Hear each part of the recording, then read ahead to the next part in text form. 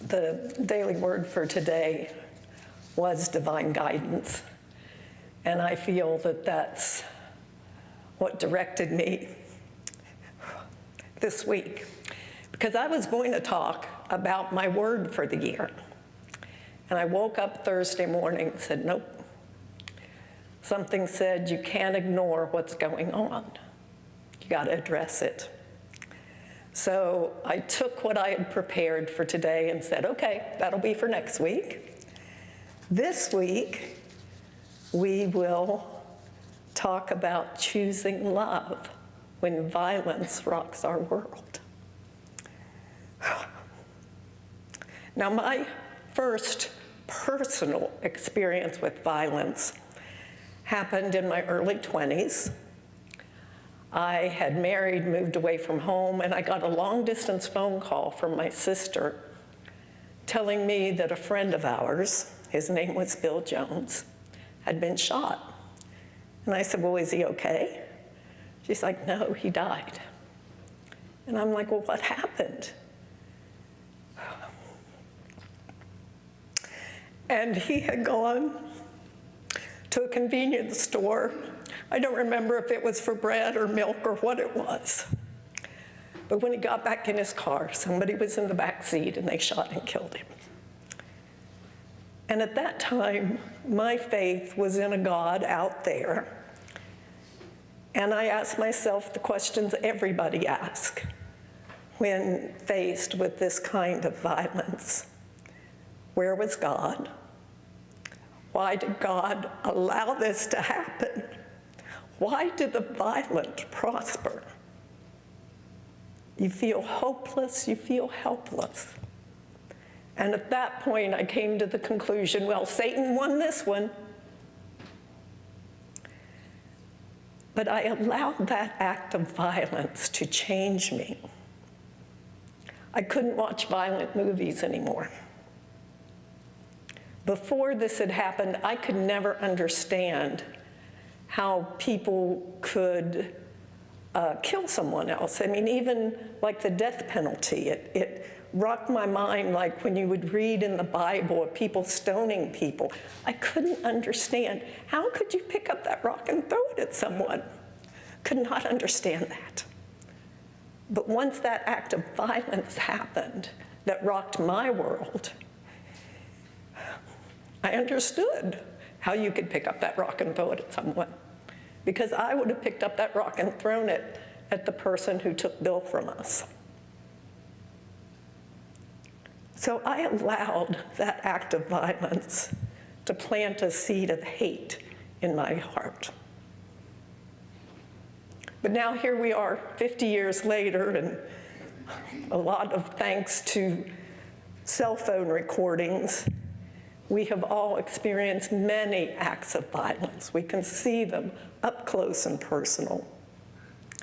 And it really is impossible to explain this kind of tragedy. But what we can do is that we can face it with honesty, with courage, and with love. Unity teaches us that God is not out there, that God is not distant, that God is not somewhere else, that God is not out there deciding outcomes from afar, but that God lives within us. The divine presence breathes through every human life. And so what that means is that when a life is violently taken, something sacred has been violated. And we don't just rush past that. Violence is not divine, abuse is not sacred, and silence in the face of harm is not spiritual maturity. To have grief, to have anger, to have confusion, those aren't signs of spiritual failure. They are signs that something sacred mattered. Unity teaches us that emotions are energy, and that unexpressed pain does not disappear, it merely distorts. So today we allow our sorrow, we allow our anger, we allow our heartbreak, because suppressing grief does not make us holy, but telling the truth does. So if God lives within us, rather than ask, well, where was God? Why did he let this happen? A better question might be, where were we disconnected from the God within? Violence does not appear out of nowhere. It grows when despair is ignored, where rage is normalized, where systems fail, and where warning signs are dismissed. God does not cause violence. But when we do not listen to the wisdom within us, it reminds us that something is wrong. So the hard truth here is that if God lives within all of us, then preventing violence is not just a God job, it is our job. God acts through awakened people, through boundaries, through laws, through intervention, through compassion that's paired with accountability. You see, prayer without action is incomplete. You start with prayer, but you don't stop there. Once we pray, we should listen for what our inspired next step will be. Hope isn't wishing that things were different. Hope is deciding to participate in change. Hope says that we will not normalize violence. We will not accept that this is just how things are. And we will not spiritualize away responsibility. The Christ presence within us is not fragile. It is courageous. Hope doesn't pretend that the world is safe, but it means becoming people who make it safer. Hope lives when we say this life mattered, this death matters, and what we do next matters. Unity teaches that thoughts become things, but that only works when these thoughts are paired with action. So love becomes tangible when we, number one, care for the grieving. We show up for those who grieve, not just once, but over and over again. Because love is not just one moment, it's a commitment. We can demand systems that protect life. Spirituality does not stop at the ballot box. If we believe that life is sacred, then we advocate for violence prevention funding. We support mental health access, crisis response teams, and early intervention programs. We support community-based safety programs, not just those that punish after the harm, but those that seek to intervene before the harm happens. You can write your representatives. You can attend city council meetings. You can vote for policies that protect the most vulnerable. And this is not partisan. This is our spiritual responsibility. Maybe when you pray and you get that divine guidance, maybe it tells you to run for office. Maybe it tells you to support a certain candidate, and you can go out and campaign for that person. But the third way that we can meet spiritual practice is to refuse to dehumanize. Violence grows when people are reduced to monsters or lost causes or simply statistics. But we can condemn the action. We can hold the person responsible without abandoning humanity. Hurt people hurt people, but that does not excuse them. But it calls for us to intervene earlier rather than to react later. We can also be interrupters. Sometimes prevention is personal. So pay attention, speak up, trust your intuition. Love that intervenes is love that protects. Now, every Sunday we end our service with the prayer for protection. And one of the lines of this prayer that some people have trouble with says, "The power of God protects me." And I think that people have trouble with that line because it is pointing to a God out there that is looking out for us. But actually that line, "the power of God protects me," points to something that is much more intimate and much more immediate. When we say that the power of God protects us, we are affirming that divine presence is already active in us, functioning as protection. And it's not something that's sent from way out there. It's an inner spiritual law that expresses outwardly. So in other words, God doesn't stand around us like a shield, but God expresses through us as wisdom, as discernment, as intuition, as calm, and most importantly, as right action. That divine inner intelligence guides our choices, it softens our reactions, it can redirect danger, but most importantly, it keeps us aligned with life-giving outcomes. So in unity prayer, protection is not about preventing all harm. It's not about insulating us from reality, but it's about the state of consciousness that we hold. The power of God protects us by raising our awareness so that we recognize what is not for us. It keeps us centered rather than reactive.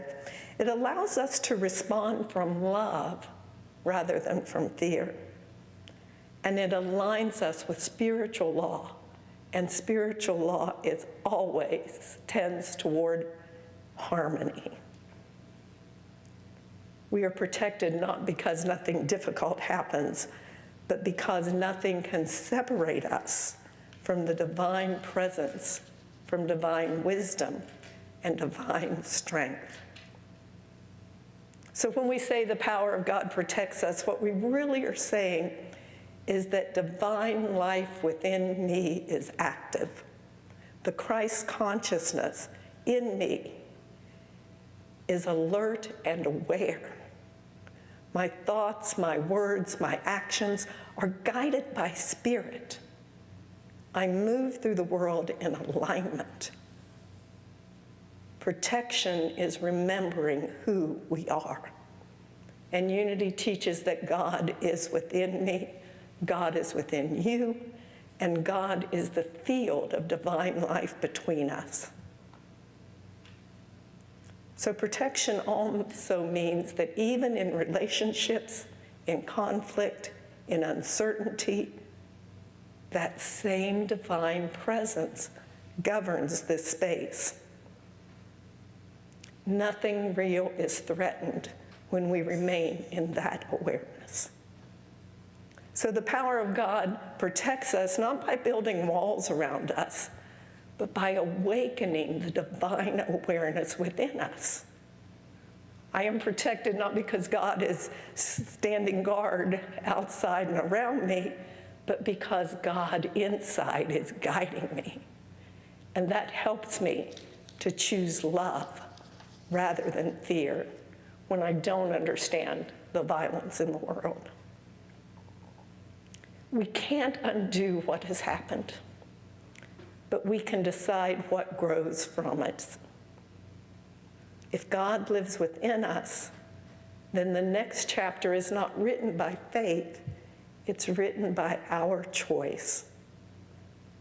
So we can honor those taken by violence, not only by mourning their death, but by living differently because of their life.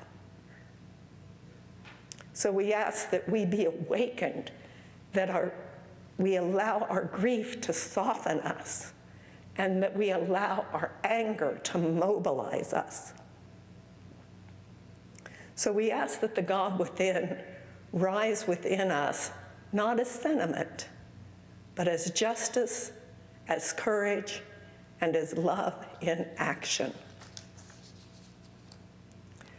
See, hope after tragedy doesn't look like cheerfulness, but it does look like courage. Hope is not saying that everything's going to be okay. Hope is saying we will not become what hurt us. Because violence does two things. It ends a life, and it hardens the hearts of the living. But hope, when we choose love after an act of violence, then we are refusing to let our hearts be hardened.